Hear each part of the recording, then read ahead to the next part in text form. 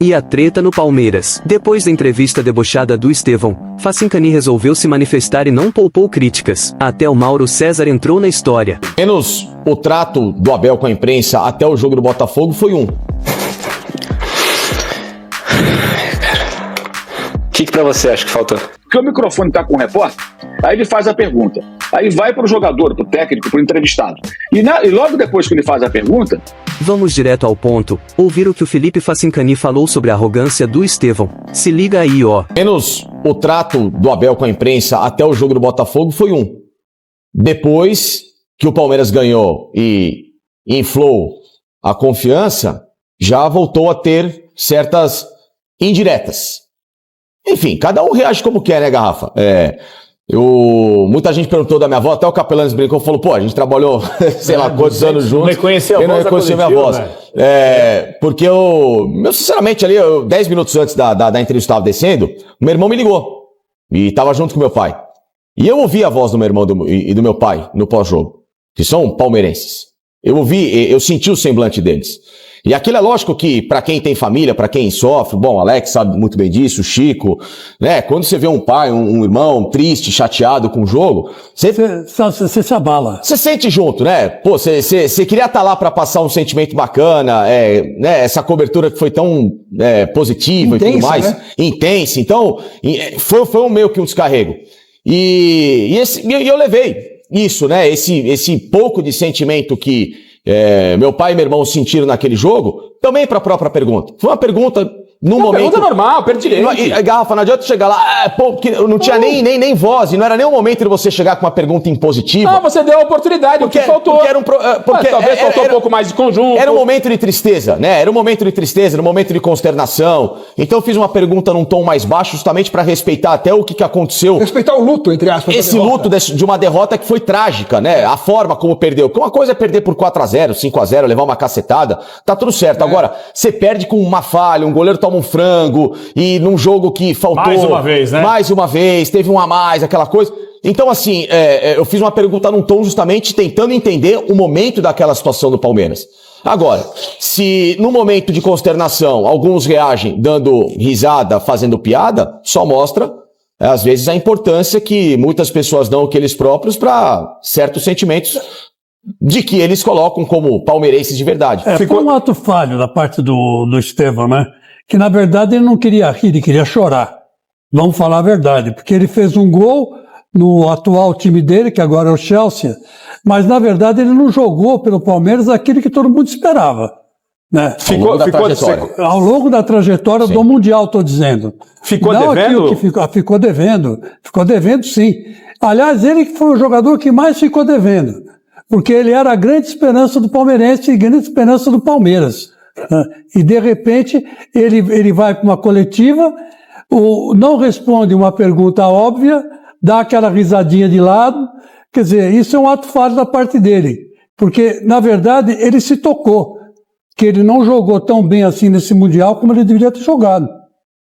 E aí a pergunta do Facincani tocou o dedo na ferida. Tocando o dedo na ferida, ele dá aquela risadinha irônica. Gente, vocês acreditam que o fato... né? Vou indagar aqui. O fato do Estevão estar negociado com o Chelsea teve algum peso no desempenho de ontem? Porque no desempenho de anteontem, né? Teve algum peso no desempenho de anteontem? Ou não? Acho que não. Acho que não também. Ele jogou mal praticamente o Mundial inteiro. Só foi jogar, na teoria, bem contra o Chelsea, se a gente for analisar. Porque ele, nos 2 primeiros jogos, né, Chico? Ele ganha o prêmio individual do melhor em campo. Ele ficou constrangido em receber o prêmio. Porque ele não foi, sem merecer. Até ele, voto popular, mas ele fica constrangido. Pô, eu fiz nada, joguei nada. Contra o Chelsea ele jogou, pelo menos fez o gol decisivo. É o que se espera dele. Agora, se você for analisar, como o Chico falou muito bem, toda a carreira dele, a curto prazo, vestindo a camisa do Palmeiras, qual foi o momento que ele decidiu? Um jogo contra o Cruzeiro, que é bem verdade, deu uma sobrevida para o Palmeiras em beliscar o brasileiro, que não chegou.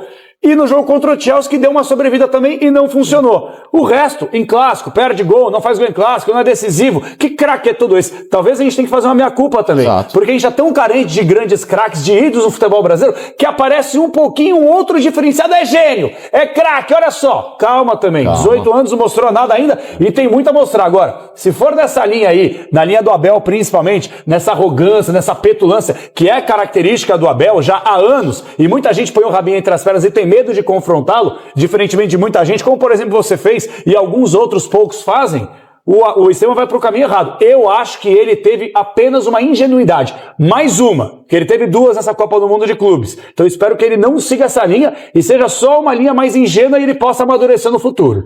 Agora, eu quero saber de vocês e de você em casa, né? Porque o negócio esquentou aqui, sobre o lance que decidiu a eliminação do Palmeiras. Sério? Houve falha do Everton? O Facincani fez. Então, uma pergunta que acho que muitos torcedores fizeram. O que faltou? O que poderia ser feito a mais para que o Palmeiras saísse com a classificação? Eu acho que poderia ser feita muita coisa, né? O time não jogou bem. Poderia ter jogado bem. De que maneira? E aí veio essa resposta dele, depois alguns risos ali junto com o técnico.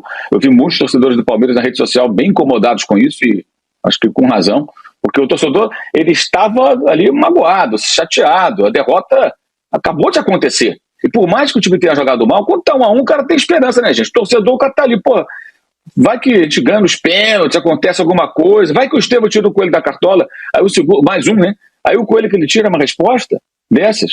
Agora, eu acho também, assim, ó, que fica até uma observação, que eu acho que o repórter indo para a coletiva já deveria preparar qualquer um de nós. Se o cara devolver a pergunta com uma outra pergunta, amigo, eu estou aqui como entrevistador, eu pergunto, você está aqui como entrevistado, você responde. Se você não for capaz de responder a minha pergunta, ok, não responde. Mas eu não estou aqui para responder seus questionamentos, ao contrário, porque virou mania, virou moda isso aí. O Zubeldia fez isso, né, recentemente no São Paulo, outros técnicos gostam de fazer isso. E até jogador agora fazendo isso. Eu acho que não é por aí. E ele deveria ser até mais orientado nesse sentido.